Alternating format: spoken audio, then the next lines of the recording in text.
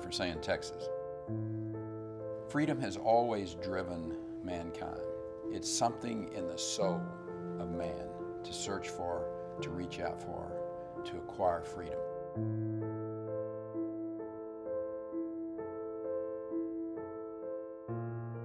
Freedom means the ability to make a choice. And the human experience is all about making choices. The idea that freedom is worth fighting for and worth sacrificing for is what's driven this country for 200 plus years, and it's what's driven this organization for 25 years. America was founded on the concept of freedom, and I think that no place has embraced it or has pushed it as hard as Texas.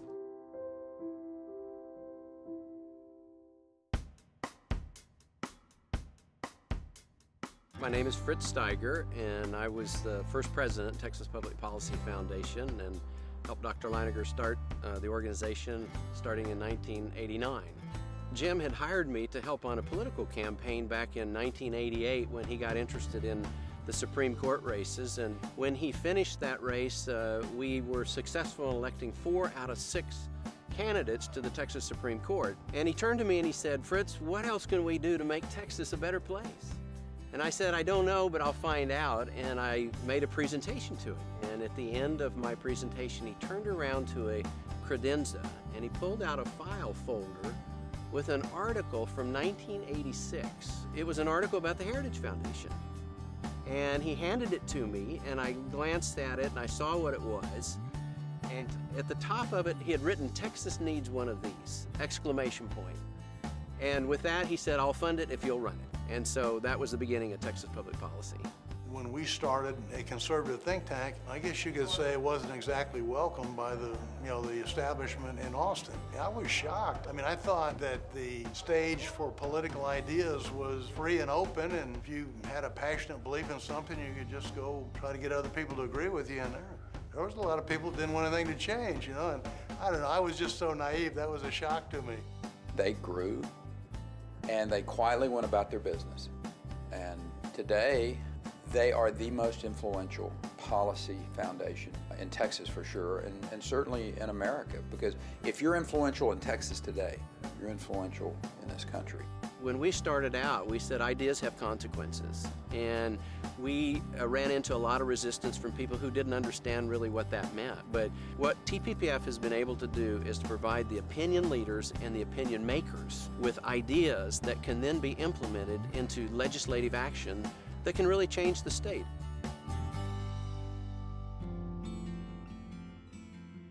My name is Brooke Rollins, and I have had the great privilege of leading the Texas Public Policy Foundation for the last almost 12 years, more than a decade, and it continues to be the great privilege of my professional life. The first time I met Brooke, it was in a board meeting, and it was in a quasi-crisis situation, and there was some divided opinion on the board at the time.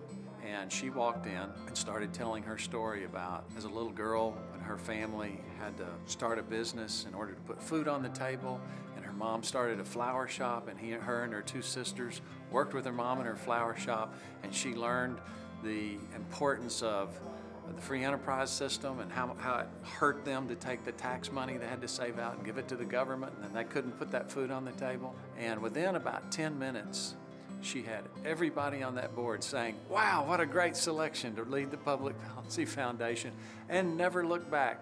And I thought, that's one of the most amazing things I've ever seen. And I hadn't really changed my opinion in all those years. Brooke is the most effective administrator and leader and cheerleader that I've ever had the opportunity to work with. She has provided just incredible energy and leadership and talent in recruiting a team of top-notch people that I've never seen something quite as impressive as what she's put together. I still think she's a fabulous leader and an extraordinarily bright, capable young lady who worked with me, who I helped raise, if that's the proper word, and I think it is. I think we are headed in the right direction. We've created more jobs than all the other states put together, and I just see that Texas has got it right.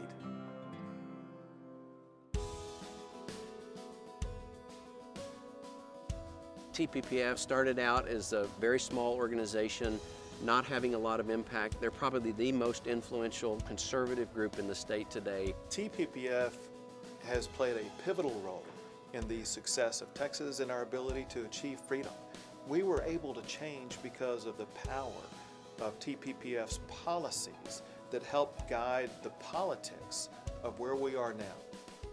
I was appointed by Governor Rick Perry to the John Sharp Commission, and I relied on the actual facts provided to me from the Texas Public Policy Foundation, from some of their best experts, PhDs, economists, folks that were there. I said, well, where are you getting all this information? It was kind of like, well, that's, for me to know. And so I made some arguments based on fact. What Texas Public Policy Foundation has done is look at what's in the best interest of the average person that's in Texas. And that's made an enormous impact because the people have a voice.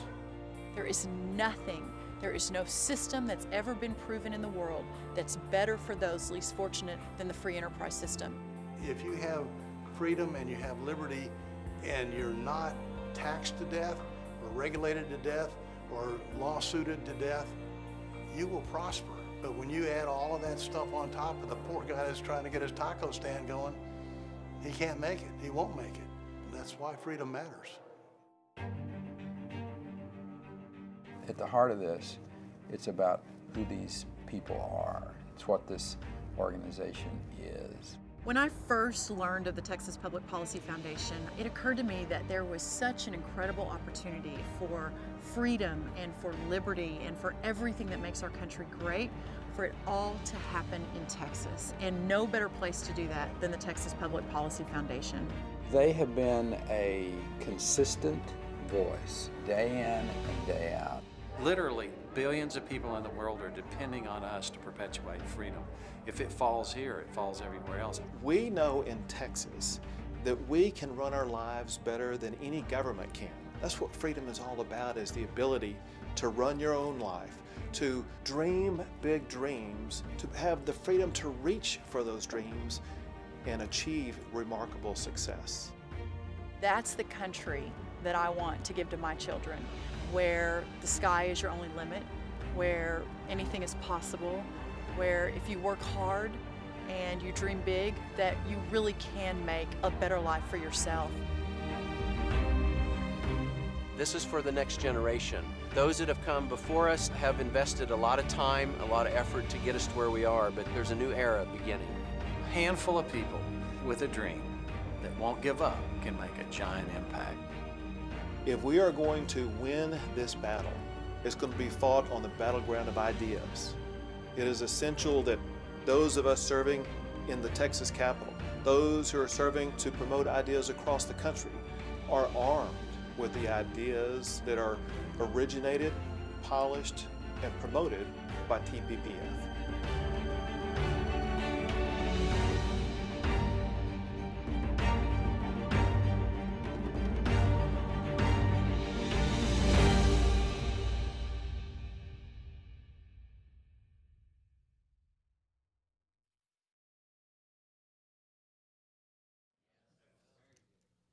Listen, this is a great organization. I'm Wendy Graham, and I happen to have the great privilege of chairing the board. I'm chairman of the board of TPPF. And let me first say thank all of you for being here. Thank you for your support. This organization wouldn't be what it is now without you, and of course without all these wonderful people, many of whom you've seen right here in the video, but there are many, many more. I do remember the day that we first hired Brooke, and there was a little bit of a divine providence involved in that, but that's a longer story. But thank you so much. And thank you to TPPF staff who lost their vacation and worked all through from Thanksgiving, before Thanksgiving, on through Christmas. At Christmas Eve, I cut off my emails with a little bit of a grouchy and just say, sorry, I'm grouchy, and I cut out, but they worked right through the holidays to put this event together. Thank you very much. You did a fabulous job so far.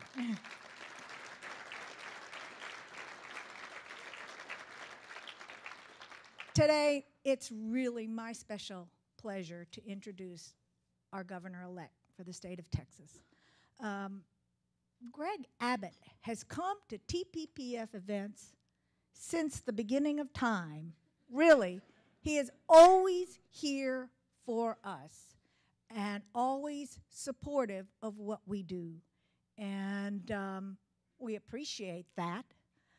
But we also have just become so close to him, and we really share his values of faith, freedom, family, free enterprise, all the big F's. And we are delighted to have him as our 48th governor of the state of Texas in a few days. And I just want you to know a little bit about him, but I think for this crowd, many of you already know him. He has a family, and he was our Attorney General. And as you know, he raised a little bit of ruckus around the country because he would sue. And he would sue to protect the rights of Texans and of our state. And for that, we are very grateful. He established, right after he became Attorney General, a cyber crimes unit to arrest criminals who prey upon children, a fugitive unit to arrest convicted sex offenders who violate their parole, an expanded Medicaid fraud control unit, and many more. He's collected an awful lot of money for child support as well. We are really, really pleased to have you here again, and very much look forward to his serving as our next governor. And I want you to know that for many of you that he is a native Texan. I was born in Wichita Falls. That's where they have that hotter than hell 100, you know. But he was raised in Duncanville, which is Phil's. You might have been raised in Phil's district, right? And graduated from the University of Texas with a business degree in finance, and we like that. And then went on to get his law degree from Vanderbilt University. He was shortly after graduating from law school while jogging. This will remind you folks that he was partially paralyzed by a tree that fell upon him. And but he and his wife Cecilia is a former school teacher and principal, and they've been married for 33 years and live in Austin here with their daughter. So please help me welcome our next governor of the great state of Texas, Greg Abbott. Always well done. Thanks so much. You really do a lot for us. I appreciate being out here.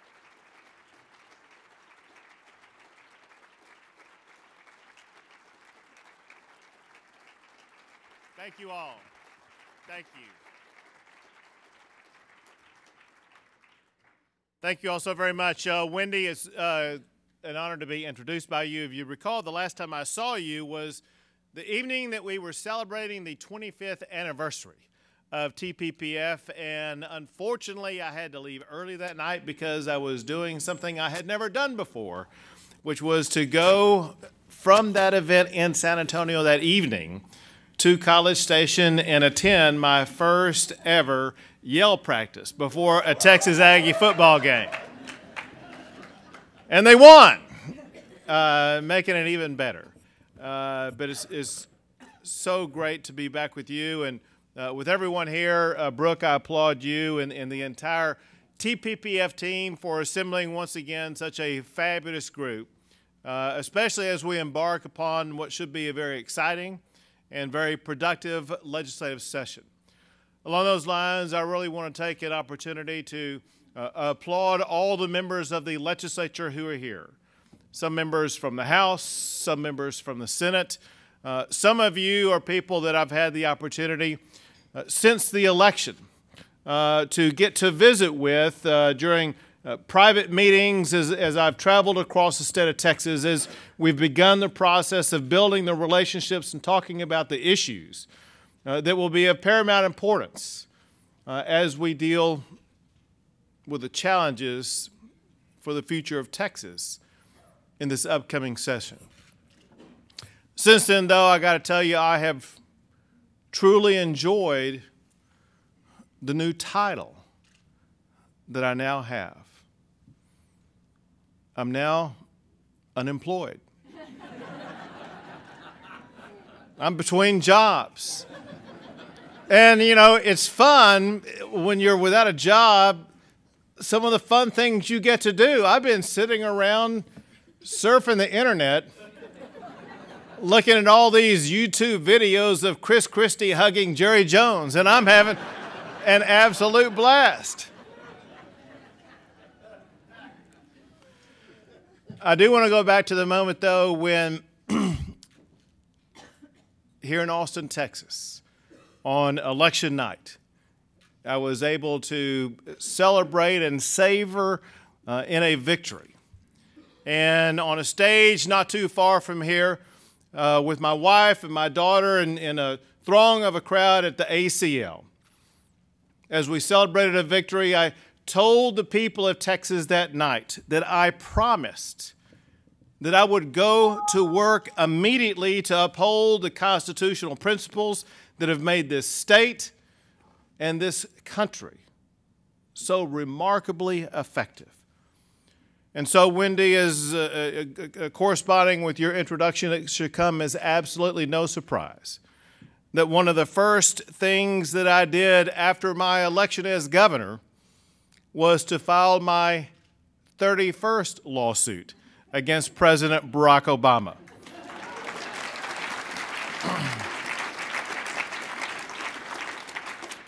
I challenged the president's executive action on immigration that illegally suspends our nation's laws and burdens the taxpayers of Texas. Now, I really tell you that as a backdrop to the irony of the story that I want to tell you, because I filed that lawsuit on a Wednesday. On Friday, I met with President Barack Obama in the White House. What happened is that he had in all the newly elected governors to meet as a part of his outreach program to try to build bridges. And we spent some time getting to meet with Joe Biden, with members of the cabinet, and it ended up in the Roosevelt Room, which is a room many of you have been in and you can remember. And in the Roosevelt Room, we were talking with the key leaders of Barack Obama's White House. And then from there, we went straight into the Oval Office. But as we, the governors, were leaving the Roosevelt Room, going into the Oval Office, there was the president standing in the doorway, shaking hands with each governor as they went through the threshold. You have to know, he was not wanting to shake my hand.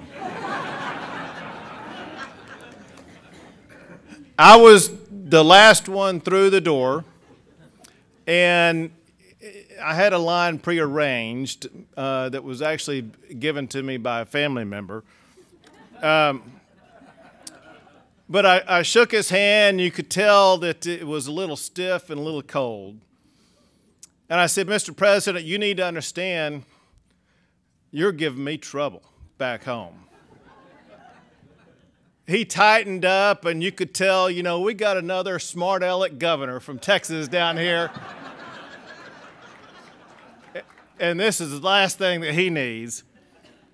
But I twisted it because I said, you know, I have a teenage daughter, 1 year older than your oldest teenage daughter, and I got to tell you, she thinks you are a whole lot funnier than I am. You could tell he loosened up all of a sudden.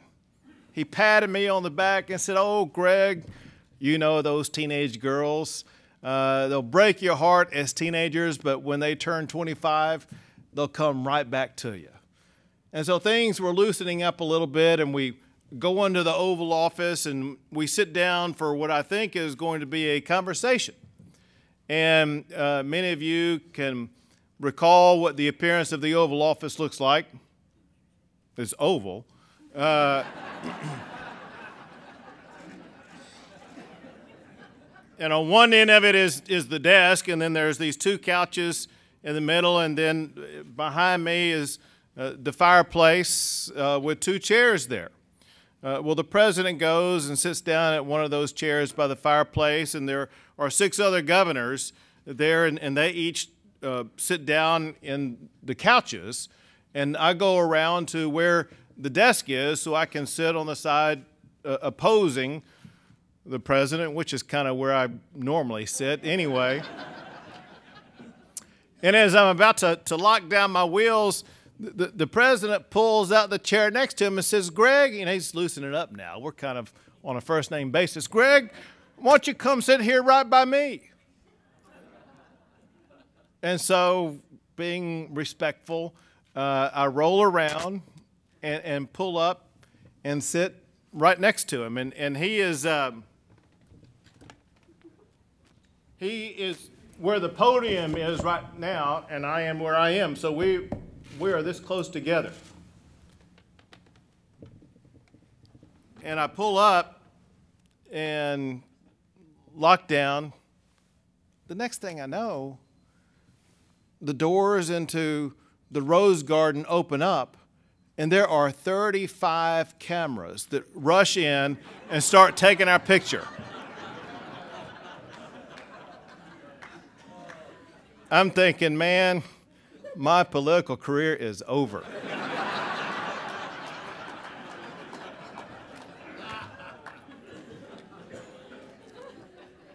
But things were beginning to loosen up, and the ice was breaking as we go along. And so, you know, the way this works is they come in, they take their pictures, and they leave. And then the president opens it up, and he goes around to each of the governors who are seated around him, going around in clockwise order. He says, "Just tell me how things are going in your state," and then he wanted to follow up with some final points. And the first person he went to immediately to his left was the newly elected governor from Rhode Island. This is a woman who was so excited, she was beside herself that she got to be there. And she just started out pattering almost in incomprehensible language, saying, "Oh, Mr. President, I'm just so incredibly excited to be here and just so thankful for you for coming to Rhode Island to campaign to help me get elected." And without skipping a beat, I immediately injected myself. Spreading my arm so that my left arm was extending into the lap of the president himself, saying, "What? You didn't come to Texas to campaign?"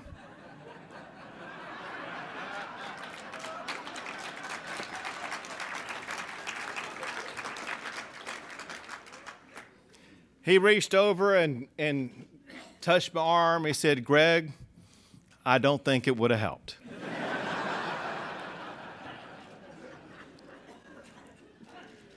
I bit my tongue because I was thinking, "Oh, Mr. President, it would have helped."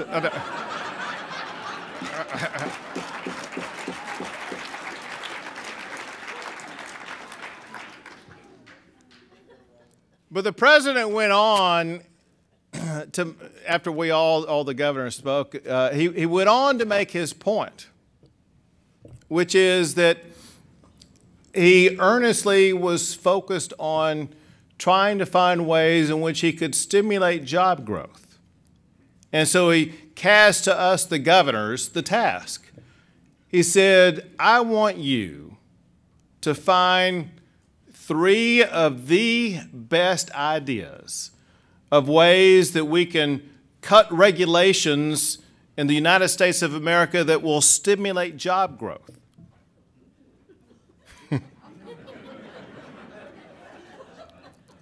And I bit my tongue a second time. Because, of course, I'm thinking, well, let's start with Dodd-Frank, the EPA, and Obamacare.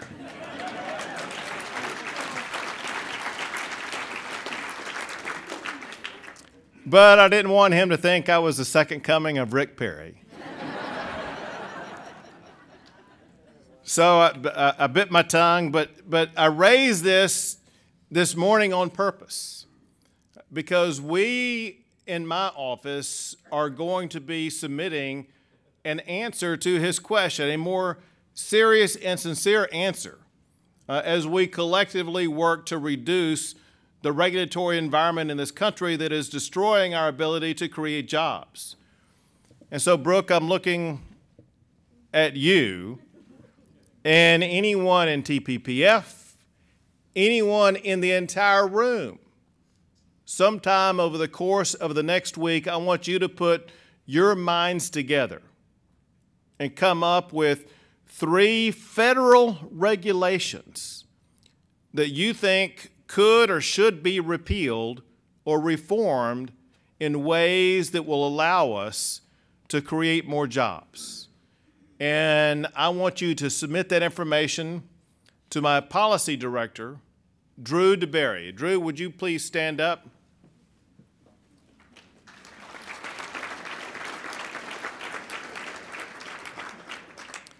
If you noticed how quick he was up and down because he's afraid about being bombarded by a whole bunch of emails. But many of you know Drew from the past. Just contact Drew DeBerry, anybody else in my office. Let us have this information so that we can go about the process of trying to find ways to reduce regulations. But I want you to know that there is another reason why I bit my tongue and did not respond to the president more strongly about the need to curtail regulations. It's because I was reminded of the biblical admonition that you would find in the book of Matthew. And depending upon which version you may read, it goes something like this. You must first take the log out of your own eye so that you can see clearly enough to take the speck out of your brother's eye. You may be surprised, but I think that admonition applies to the state of Texas and our evolving regulatory environment. You know, the fact is, I think that we have begun to grow comfortable in this state with our lofty status. And I think that our lofty status and our success is beginning to blind us a little bit about some of the things that we can and that we should be doing better. If I could quote a non-biblical source, Will Rogers, who put it a different way, he says that even if you're on the right track, you will get run over if you just sit there.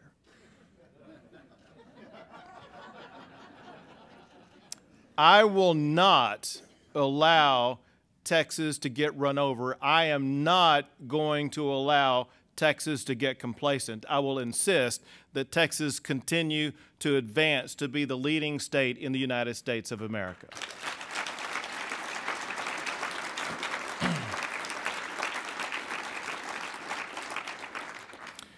Now, one of the areas where we can do better to rein in the regulatory environment that is beginning to expand its tentacles far and wide is that we must speed up the permitting process. Now, one thing that we are proud of is the way that Texas has been competing so vibrantly with the other states about attracting jobs here as opposed to other states. I have been surprised to hear the number of occasions in which we lost job prospects and job creation opportunities to other states, especially Louisiana, because Louisiana had expedited their permitting process while Texas was dragging its feet. That must change. We should never, ever lose another job in this state because our permitting process is moving too slow.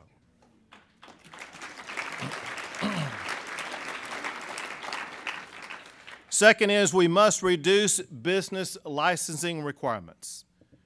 There are 150 business activities in the state of Texas that require a state license before you can even begin the process of undertaking those business activities. Now, licensing doctors makes sense. But why do we need a license for a junk dealer or a shampoo apprentice? Those are the kinds of things that you see in California, not in the state of Texas.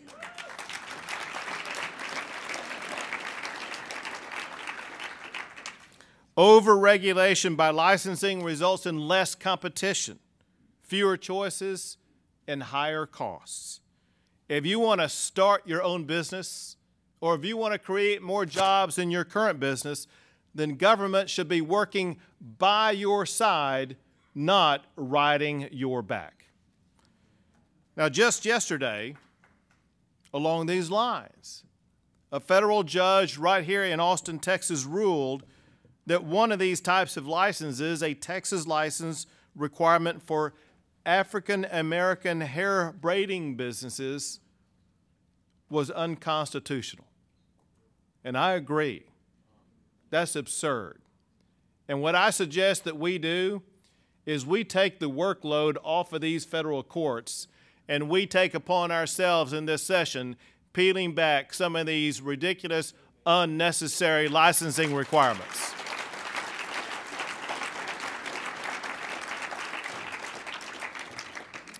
Now, if we really want to reform the regulatory system in the state of Texas, I believe the time has come for us to also reform the sunset system. The sunset system seldom eliminates unnecessary agencies. We need to replace the current system with a citizen commission on government waste. Government is supposed to be the servant of the people, not its master. And to get that done, we need citizens with a seat at the table helping us to reshape the way that the regulatory agencies are running in the state of Texas. I see volunteer hands going up already. We may get a bidding war going on. Yeah, got a hand.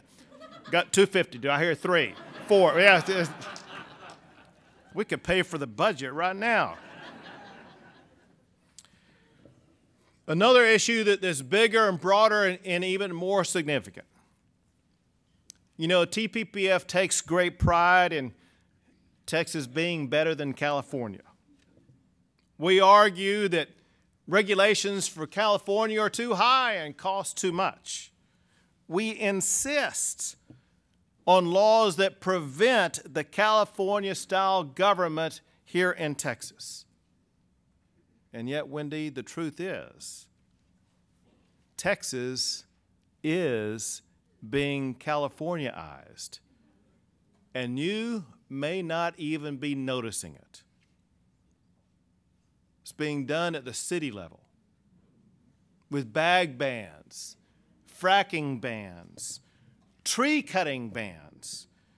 We're forming a patchwork quilt of bans and rules and regulations that is eroding the Texas model. Now think about it. Few things are more important in Texas than private property rights. Yet some cities are telling citizens that you don't own some of the things on your own property that you have bought and purchased and owned for a long time. Things like trees. This is a form of collectivism. Some cities claim that the trees on private property belong to the community, not to the private property owner. Large cities that represent about 75% of the population in this state are doing this to us. Unchecked overregulation by cities will turn the Texas miracle into the California nightmare faster than you can spell TPPF.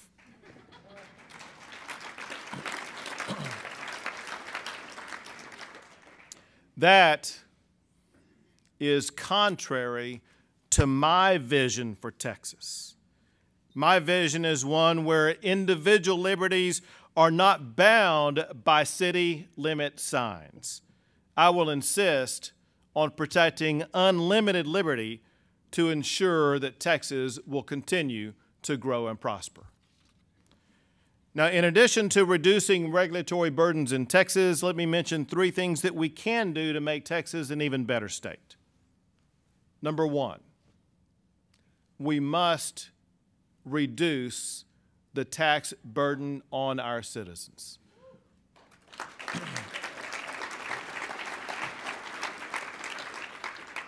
One of the ways that Texas slipped in the last few years is we slipped out of the top 10 states in the nation with regard to tax burden, moving to 11, and then I think moving right back into the 10th slot.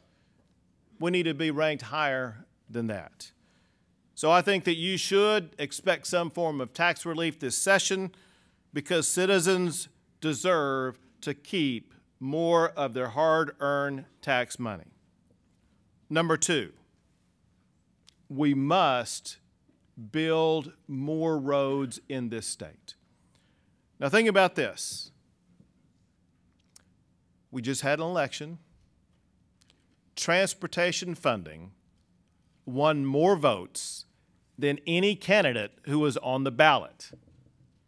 Texans were clear about one thing more than anything else, and that is they want us to build more roads. I have a way to add $4 billion more to building roads in Texas without raising a single penny in taxes, fees, or tolls. Part of it comes from Proposition 1 that did get 80% of the vote that is going to inject $1.7 billion into building roads in the state of Texas this year alone. The second part comes from ending the diversions of money that was intended to build roads but is being used for other purposes.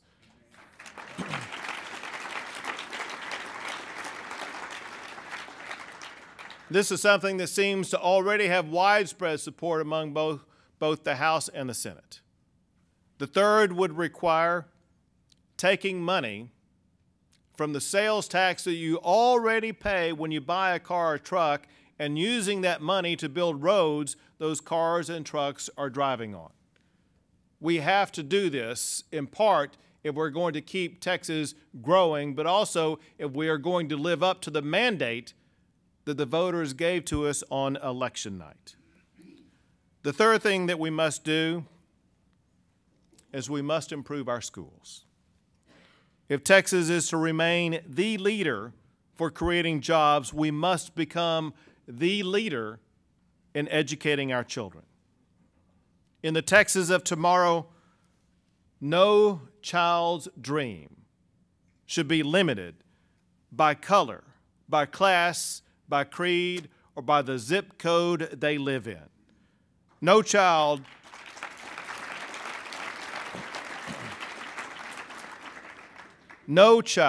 should be trapped in a poor or underperforming school. Parents should have more choices about which schools to send their children to. And I want to ensure that we begin to build a strong foundation for education at the very beginning by ensuring that all children are reading and doing math at or above grade level by the time they finish the 3rd grade. And then when they cross that stage, receiving a high school diploma, that diploma is a genuine certificate that those students are ready for college or they are ready to go into the high-paying jobs that we have in the private sector here in the state of Texas. Now let me mention just one last item, spending. The more that we restrain the growth of government, the more that we empower the private sector to drive the Texas economy. We must slow the growth of government and reduce the addiction to spending among policymakers and administrators in this state.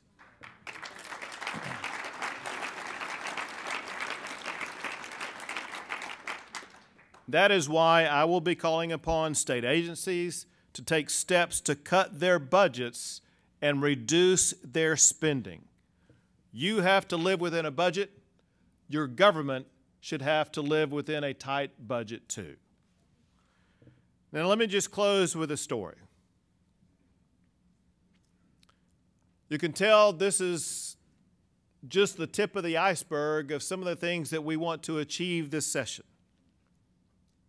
There's going to be many people who say that we can't do all these things, that we can't have tax relief, build more roads, have better schools, and cut spending all at the same time.